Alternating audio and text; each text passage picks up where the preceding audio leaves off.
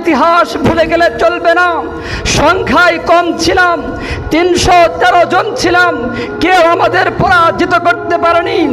আজ 1.5 কোটি ইহুদি, 200 কোটি মুসলমান, তবুও গাজা ইহুদিদের প্রতিবাদ করার মতো কেউ নাই। লজ্জা আমাদের জন্য। হে মুসলমান, কাকে পরোয়া করো? আমেরিকা, ইসরায়েলকে? আল্লাহর কসম, তুমি তো বীরের জাতি, তুমি সাহসী জাতি। দুনিয়ার কোনো পরাশক্তিকে তোমার ভয় করলে চলবে না।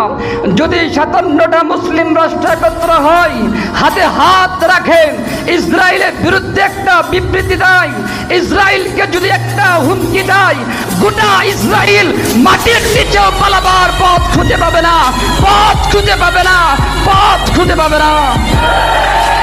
আরে আবু সাইদ বীর মুক্তরা যদি নিজেদের অধিকার আদায়ের জন্য জালেমের বুলেটের সামনে নিজেদের তাজা প্রাণগুলো ঢেলে দিতে পারে, তাহলে তোমরা কেন ফিলিস্তিনবাসীদের জন্য, মসজিদুল আকসার হেফাজতের জন্য নিজেদের জীবনকে বিলীন করতে পারবে না? নিজেদের জীবনকে বিলীন করতে পারবে না।